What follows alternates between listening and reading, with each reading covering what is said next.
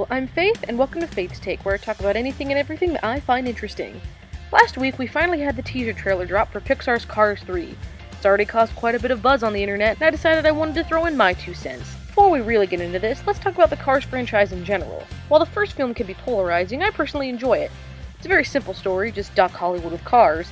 However, I think Pixar handled it really well. To quickly sum up, a successful rookie race car named Lightning McQueen, voiced by Owen Wilson, gets lost on the way to the most important race of his life and ends up stuck in a small forgotten town on Route 66. While that may not sound like much, the writing, performances, and visuals keep it fresh and endearing. And while not the most critically successful Pixar movie, it was well received by audiences and made plenty of money. It seemed like Pixar had a great new franchise on their hands. And then Cars 2 came out. A complete disappointment for fans of Cars and Pixar worldwide. The original film had a lot of well-paced talking scenes, which kept it feeling more adult, but still appropriate for children. The sequel, however, goes in the complete opposite direction. All the quiet and more grown-up moments of the first one are completely eradicated and replaced with a secret agent adventure. Unfortunately, this results in a boring, jumbled mess. In this entry, we're following Lightning's best friend Mater, played by Larry the Cable Guy. I really don't blame him for this performance, since in the first movie he's very likable and connects well with the audience. In this movie, it's totally a script issue.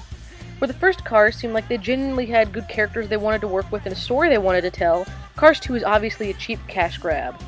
John Lasseter, the creative head of Pixar as well as Disney Animation, directed Cars 2, and it said that the international super spy angle was his idea. And while Lasseter is usually a great big idea guy, this one just fell flat on its face. Cars 2 was Pixar's first real critical failure. No matter which website you check, from IMDb to Rotten Tomatoes, Cars 2 has the lowest rating of any Pixar film to date, even lower than The Good Dinosaur, which was Pixar's greatest monetary failure.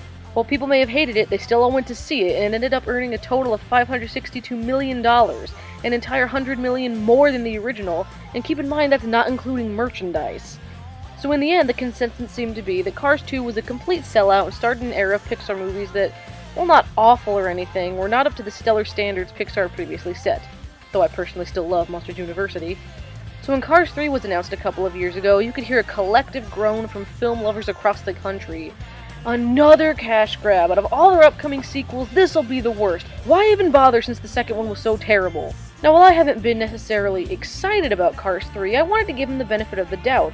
I'm sure Pixar isn't happy about all the negative reviews that now tarnish their nearly perfect record. While, yes, I'm sure they'll merchandise the heck out of this, it gives them a chance to fix the franchise and give us a Cars sequel we would want to see.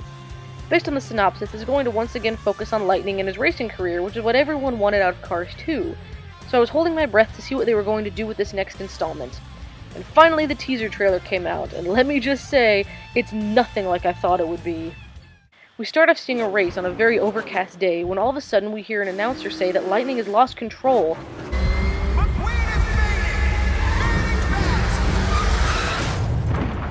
And next thing we know, we see him flipping over in slow motion.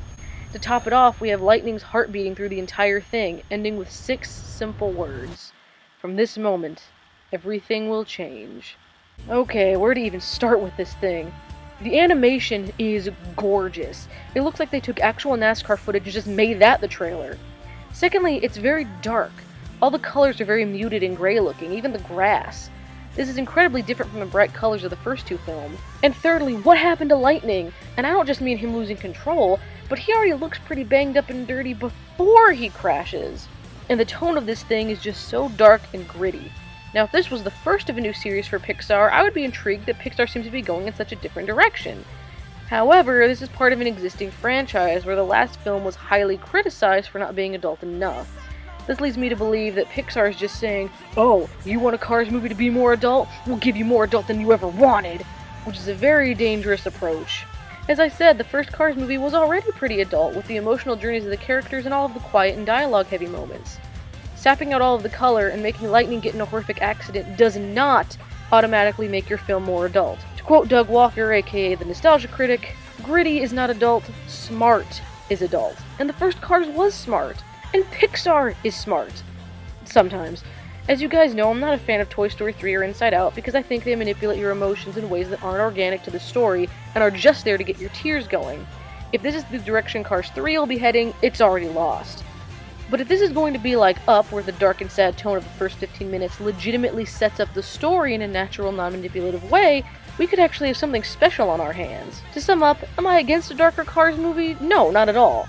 but I don't want the film to get lost and bogged down trying to prove the detractors of the second one wrong and end up ruining another Cars movie, just in the complete opposite end of the tonal spectrum.